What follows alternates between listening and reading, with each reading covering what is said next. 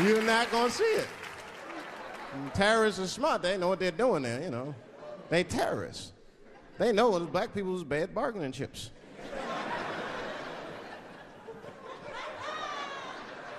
They called the White House.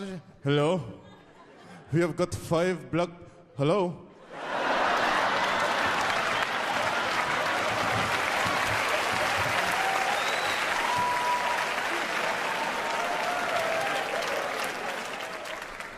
You be back in D.C. You know, I was thinking, man, this is an election year.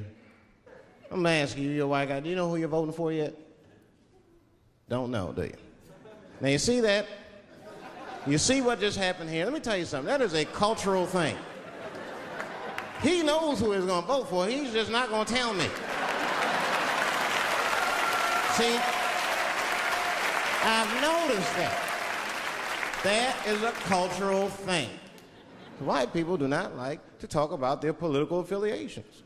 It's a secret. You ever ask a white guy who's voting for you? Hey, Bob, who are you gonna vote for? Dave, whoa.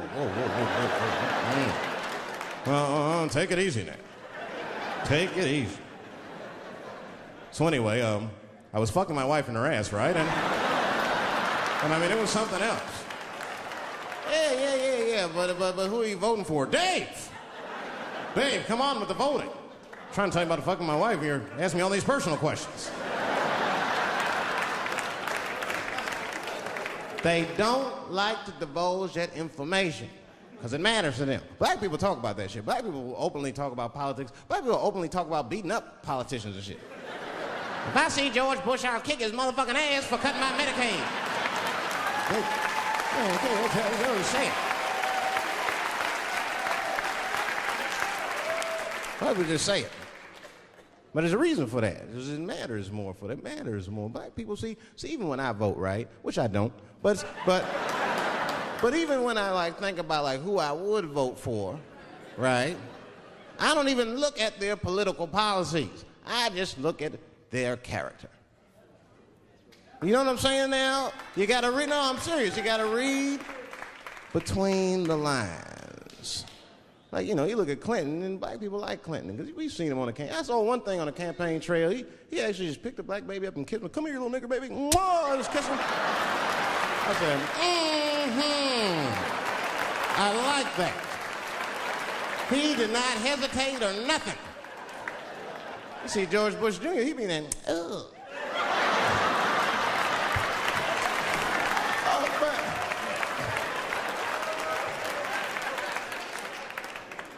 Like, see, I'd never vote for George Bush Jr., but I don't know George Bush Jr.'s politics. The only thing I know about George Bush Jr. is that guy sniffed cocaine. That's right. Now, listen, we cannot have that shit in the White House. That might be fine for a mayor, but goddamn it, not in the White House. Not in the White House. You know what I'm saying? The stakes are too high in the White House. Can't have no coke-head president. He be selling nuclear secrets for $20, $30 and shit. He'll be in meetings embarrassing America. Come on, sign the treaty, baby. I suck your dick. Like, what the? Mr. President. Mr. President, that is not how we do business here, sir. Stop sucking the ambassador's dick. No, let him finish.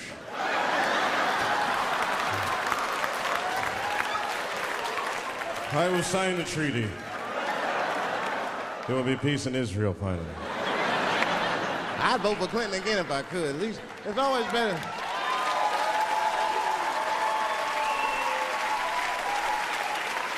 Now again, I'm not looking at his politics. Don't know what his politics are. I'm just looking at his behavior.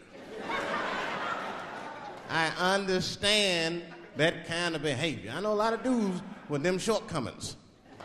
Weed-smoking fornicators, there's a lot of them. I mean, come on now, let's be honest. Let's be honest. Bill Clinton was not the first president to do what he did. Now, Now, let's think back for a minute. Remember a guy named Kennedy, John F. Kennedy? Remember him? He fucked Marilyn Monroe. Matter of fact, him and his brother Bobby fucked Marilyn Monroe. And history doesn't talk about that much. You know why history doesn't talk about that much? Because those two pages in history are stuck together. They was getting it on. They were getting it on. I seen the tapes. Remember the tapes? She'd be singing on there. She'd just party, stressing them out. Happy birthday, Mr. President.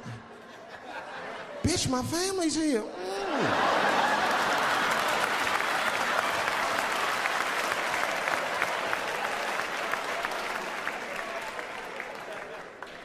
Clinton did the same thing, but he didn't do it like that. Because it's the year 2000, he's busier than Kennedy was. He was a busy man. Clinton did that kind of thing the way busy men do it. You know what busy men do? They fuck who's close to them. I can tell that's what Clinton was up to. It looked like he just stuck his head out the office door and shit. Oh, boy. You, come here. I made my penis suck for my 3:30, come on. Oh, boy. He's probably looking at Kennedy's picture and shit. Oh.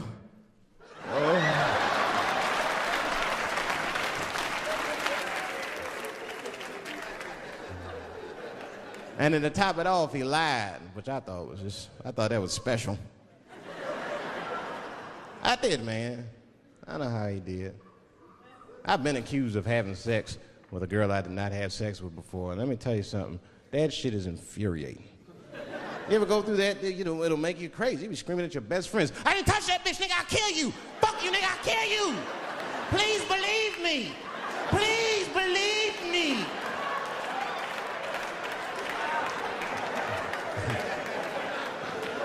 And Clinton didn't do it like that, did he? And Clinton came out of the press conference all relaxed, his shoulders all relaxed and all this trouble. It looked like he just got done fucking or something. Listen, let me tell you something, America. I don't think you heard me the first time. I did not have sexual relations with that woman, Miss Lewinsky.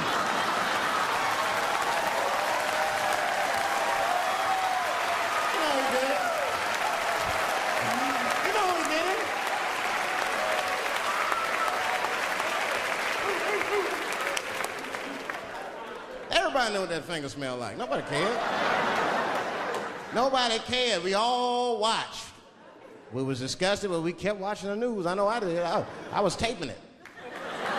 See, I'd be at the crib like, baby, turn the lights off. The news is coming on. Every week on 60 Minutes was a different girl accusing Clinton. Remember Kathleen Willey came out? She was upset. The president called me into his office. He began massaging my breast slowly. I'm sorry.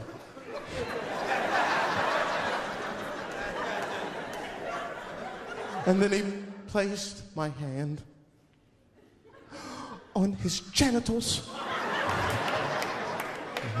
Ed Bradley was shocked. Was he aroused?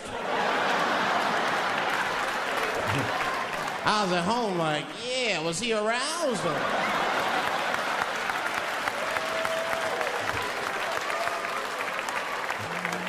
And then Ed Bradley looked right in the camera. He said, don't bust that nut yet. We'll be right back.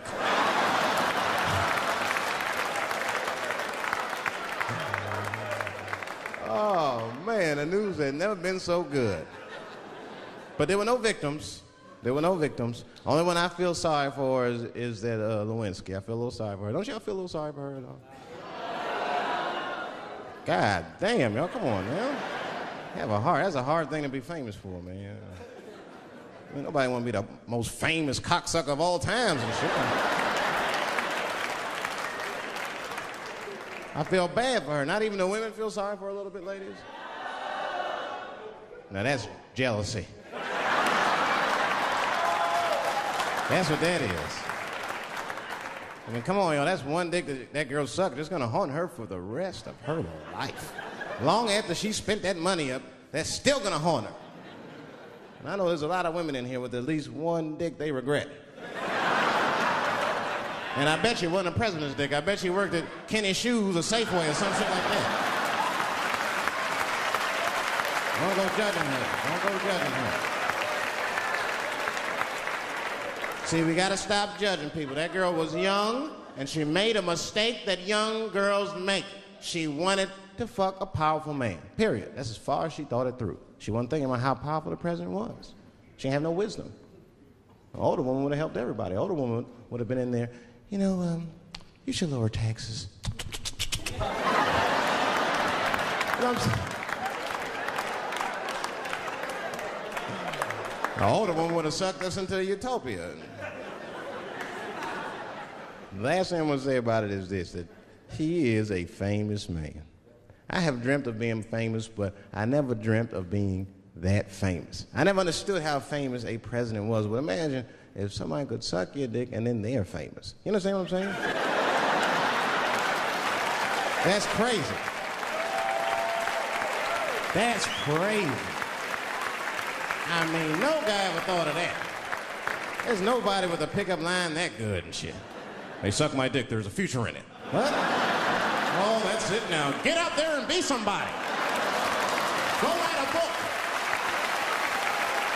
You're a qualified author now. Go write a book. I said, I'm in the wrong business. I should be the president. Shit, I'm in the wrong business. See, the only reason I want to be president is because I'm black. That would make it too hot for me. I mean, you know what I mean? I think it could be a black president one day, but you don't want to be the first one. I mean, second or third, that's fine, but that first nigga better watch out. I'm going to tell you that right now. Too hot. I mean, I'd be the first black president. I don't think that nobody would really hurt me. I'm sure somebody would want to hurt me, but I don't think they'd touch me because my vice president will be Mexican for a little insurance. You know what I'm saying? You can shoot me if you want, but you're just going to open the border up, so you might as well leave me and Vice President Santiago to our own devices. Ain't that right, Santiago? See?